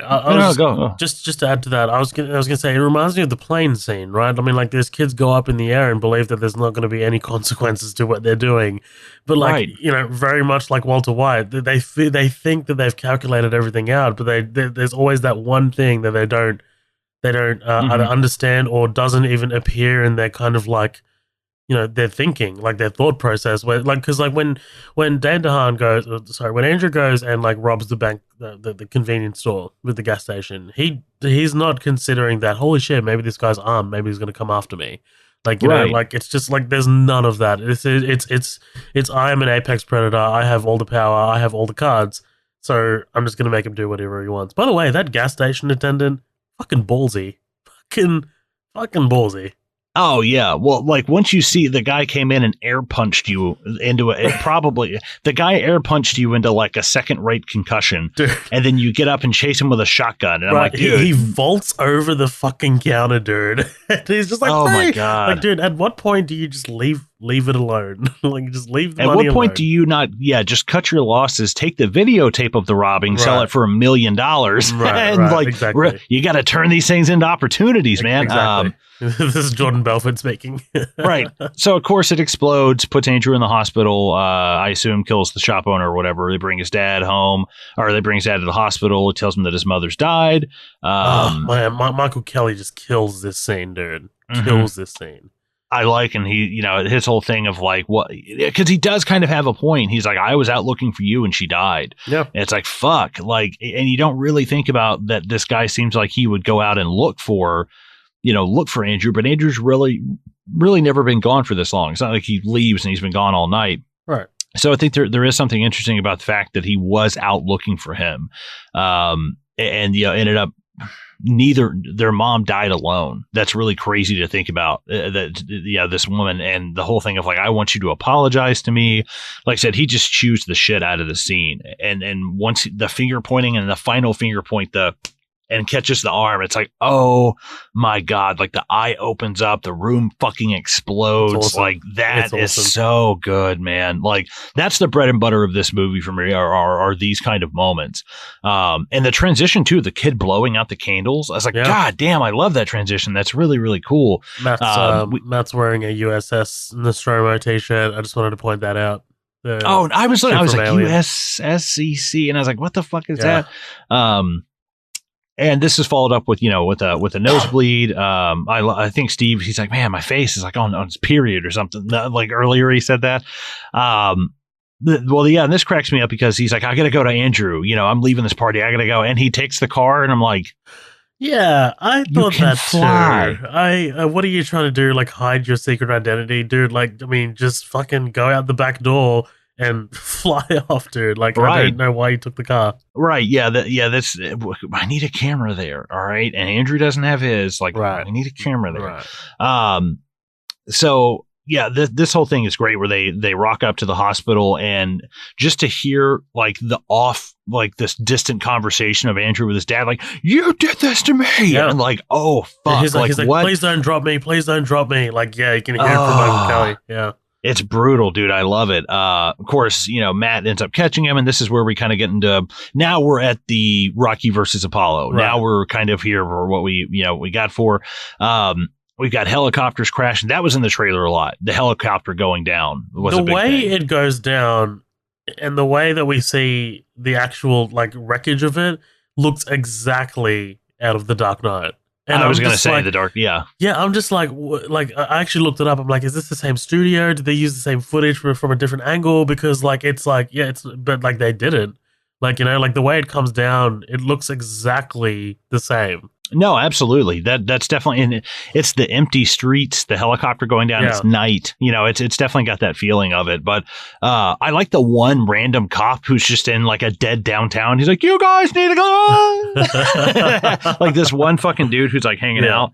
I do want to mention as well. Like, I mean, we're kind of in it already, but just kind of like backtracking a little bit. But when Matt and Casey, when they're driving towards Andrew, like towards the hospital, I love that, they're passing all of these roadblocks and these police, and it's just like, it gives you this sense of like, this is huge now. Like this is much, much bigger than three teenagers testing out their powers in a shopping center. Like, like this is the weight of this is absolutely massive. You now have Seattle police and probably federal investigators after you now. Like this is massive. Oh yeah.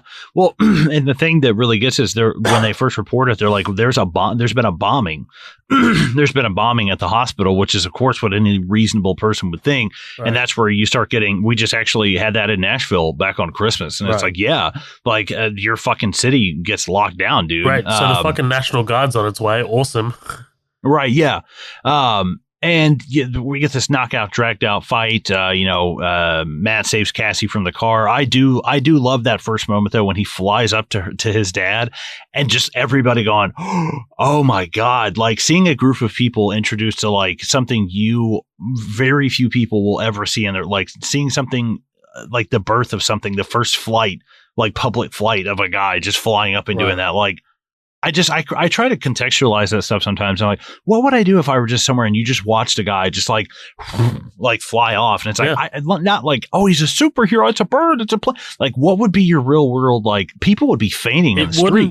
It wouldn't be Casey's reaction. Casey's just immediately like, how did you do that? I would be speechless. I would just be like, right. I'm going home. I have no part in this. I have no part in this. I'm going home. See you later. I'm such a skeptical. I would be like, it's a conspiracy. This is an advertising stunt for the building. Right. This is a PR stunt. Like, what the fuck is going on? I'd be like, where are the fucking wires? Right? Like, where are the wires? Where's the special effects? Where's the David Copperfield, David Blaine kind of shit? Right. Exactly. Right. Exactly. This is a really good fight. I like this. Right when you think it's really I really kind of thought that, okay, we're hitting the pinnacle at the Space Needle. But it really goes on from there. And I was like, okay, cool. Like, I like that the movie is not chock full of all of this, that like they save like their haymakers for the end. I really, really like that. It's like a good boxer who, like, you don't want to tire yourself out in the beginning. Like, you let it go towards the end. Well, as a kid, I thought that this was too short. And like now that I'm watching, because like, I mean, as a kid, all you want is spectacle, right? But like watching it this time around, I'm just like, this drags on for a bit. like they're like, we've got some money left over. Let's do some, boom, crash, explosion stuff. And I'm like, yeah, great. I think it goes on for a pinch long at the end, but in my opinion, it's damn near close to perfect. And the reason why I think I like this so much is this feels like the Dark Knight Returns knockout fight with Batman. Like literally you're going through apartment buildings and stuff. I love the bus. I love the bus coming out of nowhere and just fucking slamming and Matt. It's awesome. It's those kind of moments in trailers where it's like you see like the submarine floating in X-Men, you see like the stairs, or you see like the water coming in the room in Inception. It's stuff like that where you go, now you've got me. What is going on? Like, that's it's the shit hook. That I really, it's the hook. But yeah, him getting hit by the bus. I'm an apex predator. But also when I first saw it, I was like, okay, so he's fucking dead, right? Like, you're dead. Yeah. He doesn't like have Andrew vulnerability. Like if Andrew can get pierced by that spear, then that means he's got like his bodily structure is still it's still like a normal human being, right? So that's what I was wondering. Is it just because I think he had to catch Andrew in the back so he wasn't focusing? But I guess that when you turn around and you see that bus, the first thing you think is just like you probably shield yourself. But it's like so when the explosion went off, why didn't you just like shield yourself? There's just whatever. I don't want to nitpick, but yeah, like him getting hit with the bus is like, oh, he's fucking dead. But then they start going through like walls and shit. And I was like, okay, so now we've got like they're not Padawans anymore. These guys have kind of upped their game in terms of like what they can do. But my favorite's got to be them going through the apartment buildings and slamming each other in, going up to that couple's floor and like having this knockout. Like, I can leave behind Andrew flipping the cars at him as they're flying down the street and stuff. It looks a little hokey, but the thing I do love that's an amazing choice is where they land in the street and they put that hole in the concrete. They're slugging it out. The cop car comes and it cuts to the dash cam, and Andrew or Matt you can see Matt holding down on Andrew and he's flipping it over with one hand as it goes over. It's like, God damn, like I love that. Person. Yeah, it looks awesome. I want to commend the Seattle police for keeping up with these guys, because like they're flying like all over the city and like everywhere they land, there's police cars. Like it's just like we're already here, guys. Our response time is next to none. Right. Well, Seattle, they're like, everybody's so chill because everybody listens to Dr. Fraser Crane on KACL 780. But I like that Andrew gets grounded because he's not watching. Again, it kind of foreshadows him getting hit in the back where he hits the light and like kind of electrocutes himself. And I was like, cool. Like, I think that's interesting. And we get this really nice scene, of him again trying to get away with Andrew, trying to save Andrew, and really kind of to end all of this. And they fucking shoot him in the hand, I think. They wound him, but I'm just like, dude, like the police are at this point opening fire. Like they're not going to ask Andrew to get down on the ground anymore. Like, look at all the wanton destruction that they've caused throughout the city. Like, this is like, even after like Andrew does that kind of like, burst of energy and he pushes all the cars back and stuff, the cops are still like, get down on the ground. Like, dude, this is quite clearly a dangerous person. You're putting this guy down. Like, there is no way that they're going to order this guy to. Yeah, well, this is also like, it's unprecedented. Like, when you have something like this, it's like, there's not a protocol. Like, your protocol is end the threat. At this point, end the threat any way you know how. Right. But yeah, that really iconic scene, like you said, when they land in front of this like kind of Poseidon-y statue. But that's what really hooked me in the trailers. That was in the trailer. Seeing him push, I was like, what seeing is him push this? all the him just obliterating all the cops, kind of go flying and stuff. The only thing I can't stand, Mad Andrew, like the way it's just like, I love Dane DeHaan of him just crushing the world, like that's fucking awesome. And I love the delivery of "Don't make me do that." Like, you really kind of feel it, but it's like, dude, you let this go on for a little while. I think now is the time to turn him into a hot dog and just or turn him into a corn dog, I do want to briefly mention just like Andrew's appearance here. Like, the gown is like completely ruined. Like, he's got blood all over his arms, and he looks awesome, dude. Like, they did a fantastic job on him, like, detailing the injury. But yeah, like, he gets the spear through the back, and I love that we get it twice. We see it twice. Like, I love that we like there's something about that. I don't know what it is. I don't know what they're trying to do there, but it feels more impactful. It's just like, fuck, man, this kid got fucking shish kebabbed. Right. Yeah, I like that a lot, and like, because they drag on it for a moment, but it's when eventually you see people dodging glass on the street and stuff that he's like, fuck it, dude, I gotta do this. But yeah, I think this is like, if you were to make an action figure or a trading card of this would be him, all the skin gone off of his right arm, the bandage is fucked up, and like, this would not be Andrew. This is Apex. Like, this is when he turns from like Walter White into Heisenberg. It's Andrew to Apex now. And that's got to be his name. Can you tell we have a second show? Can you tell that we have a Breaking Bad show because of all the references?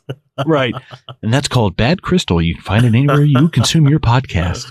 But no, that's literally what I was saying. It's like, Andrew, if he does not go by the name Apex, what a clown. But this ends, like you said, of course, he turns him into a shish kebab.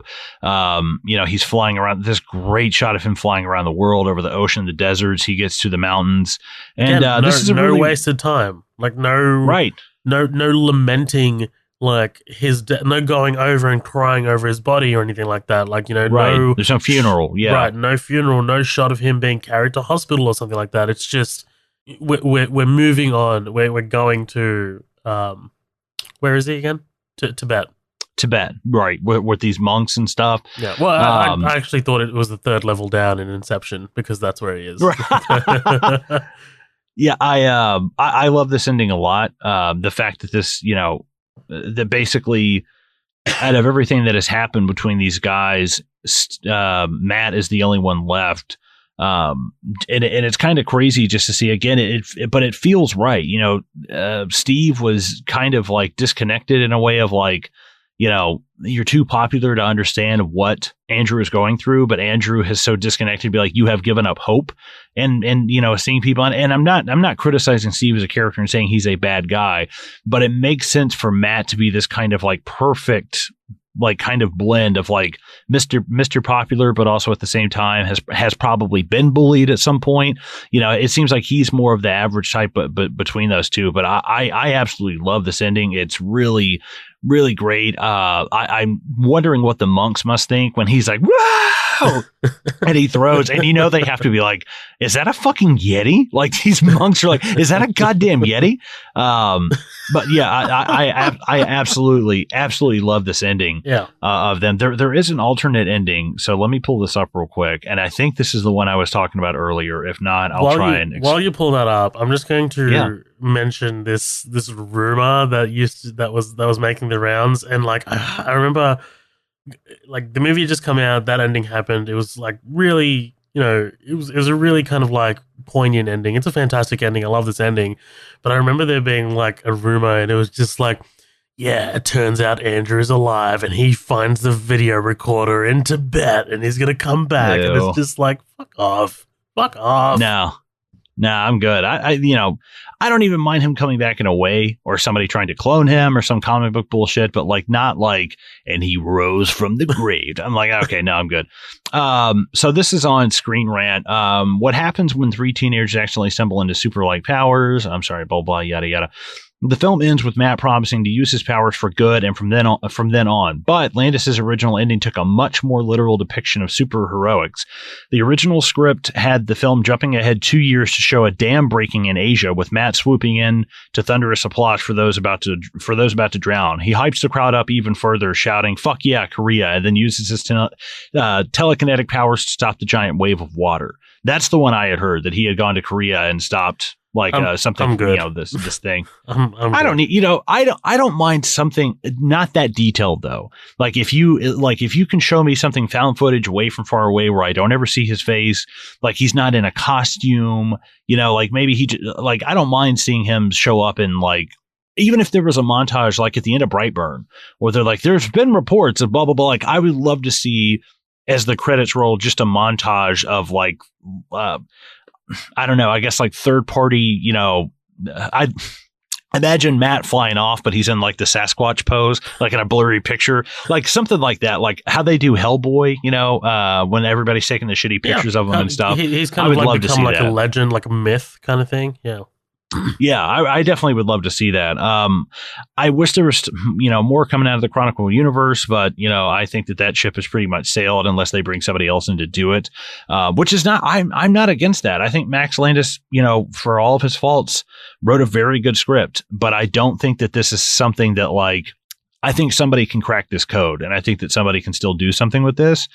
And well, Trank has talked about a potential sequel, and he is really not on board. Like he's just that's what I heard. So Trank commented in 2020 that following the experience of making Chronicle, he was never on board with the sequel. While he thought the sequel script was, quote, fine, he felt that it had, quote, nothing to do with why I wanted to do the original film, and he did what he could to stall progress on it. He said, I really didn't ever want to see Chronicle 2 happening. This was my worst nightmare. First of all, I'm not doing it. Second, if somebody else does it, then it's going to be a piece of shit. Holy shit, dude. That's the arrogance. I'm like, dude, so you're telling me like mince words. Who if you put a gun to my head, you're like, this guy has to write and direct Chronicle 2, Matt Reeves. First person. First person I'm probably going to think is Matt Reeves. Like, that guy's just fucking slaughtering shit lately. He's done found footage as well before. He did Cloverfield. Yeah. There you go. I will just jump into my final thoughts here. Do we have any listener comments? Yeah, we do. We've got a few, actually. I'm just gonna, oh, shit. I didn't even look them up. Yeah, you go for it. That's all right. So I'm just going to read off Man of the Hour, Jose Rivera. Thank you, Jose. Green Room member. Hell yeah. Love you, dude. He says, this is in response, by the way, to us announcing that we're going to do Chronicle. He says, what an interesting choice. This is the rare found footage movie I liked because it gives a plausible and creative reason for the camera to be where it is and move how it moves. I'm also glad it didn't get a sequel. Can you imagine if they tried to do Paranormal Activity this and just milk the franchise to death? Yeah, I agree with that. And then he goes on to say, funny story. In 2011 at New York Comic Con, they had a small group of people going around showing people footage of the fork scene at the diner. They didn't tell anyone it was for a movie. After they showed you the clip, they asked what kind of superpower would you want and what would you do with it. I said I'd like to be invisible so I'd never have to pay for a Metro card again and I could take the bus and train for free. One of the volunteers laughed and said that was such a New York answer. Then they gave me a card with a hashtag, which is how I found out about the movie. I think they might have filmed that answer. And I always wondered if that footage ever made it online or a DVD release. That's awesome, dude. That's fucking sick. That is good, dude. I had a very strangely similar experience when that really shitty Charlize Theron. I think it's like Aeon Flux. Aeon Flux, yeah. Right. Yeah. Somebody said at the mall closest to my hometown, and I went walking around the mall, and someone's like, "Hey, we'll pay you $5 to watch this movie trailer and give us like your opinion." Watched it, and I was like, "Yeah, it kind of feels like Terminator." You know, I was like 17, 18. This is a long time ago. I'm still imagining you with like a full beard. Basically, I mean, I had a goatee, and it was brown, which is weird. Nice. And then I had hair, but I think actually, I think I've got. I tell you what, I'll read some comments. I was able to pull mine up real quick. So you read off Jose. I'm going to read off, and Jose, by the way, definitely check out The Taking of Deborah Logan, though. I think that's a very good found footage. I watched it very recently. It's what do you think? Fucking frightening. And it makes good on why they have a camera, you know, and I dig it, but not as good as this reasoning. But yeah, I definitely enjoyed it. So I will read off Ken Tomlin. Great movie. Really enjoyed it. Look forward to the podcast. There you go. Awesome. Nathan Burkhart says this movie was so much better than I was expecting. Yeah, I think honestly, yeah. Because honestly, this kind of 10 times its budget later. I think everybody kind of came out of nowhere, and especially, like I said, during what we thought at the time was the apex of superhero movies. 2012 was a huge year for superhero movies. I mean, between Avengers and The Dark Knight Rises, absolutely. And then Benjamin Prue says, this was a surprise to me in a good way. So yeah, I think they're sensing a bit of a theme here. Right. Yeah. A lot of people seem to be were caught off guard by this, and 10 times its fucking budget. That's amazing. That's awesome. You just know this thing would sell like hotcakes if they came out and like, hey, we're making a Chronicle 2. I think this will always be that article. I pulled that from Scream Rant as top 10 sequels that requested that were never made. So who knows? Maybe it's for the better that they never made one. I just never say never. If you make a sequel and it's not as good, stop there. Don't try to be the Alien franchise. Just cut it out. All in all, my final thoughts, I really enjoyed this movie. It's fun covering something it's just a fun romp. It's a fun knock around kind of movie. There's not a lot of and the subtext and what this guy means. And there's a little bit of that in this, but I think that judging from Max Landis' script, he's like a man-child. That's definitely the vibe that I get. It's just like, wouldn't it be cool if you and your friends had powers? But it does that, but takes it a little dark as well. And I think that's what's kind of interesting. This is not like fucking Shazam when they're like breaking boards over dude. He's like lightning, charging people's phones and stuff. It's like, dude, this is not that kind of. That's one thing I read, that his script was a little dark, and that Fox didn't really. They're like, this is a little bit much, but. All in all, I like I said, I love this movie. Small cast, small budget, and all in all was just like a huge surprise. I would say this is probably like an 8 out of 10 for me, maybe an 8.5. But I want to see a little bit more, whether it's a sequel, whether it's a comic book, whether it's like a graphic novel or just a novelization. I would like to see this go, even if I'm sure you can read his second script out there. I'm sure it's out there. Maybe I'll just take a peek at that, but I don't want a franchise, but I do just want a little bit more. Yeah, I think I echo your sentiments, dude. Like, I think this is a fantastic movie. I'm kind of like in the camp that I don't want to see more. Like, I like what we got. Like, like I like what I think what we got was kind of perfect. I don't want to see like I love watching the Matt versus Andrew fight because it's so personally charged.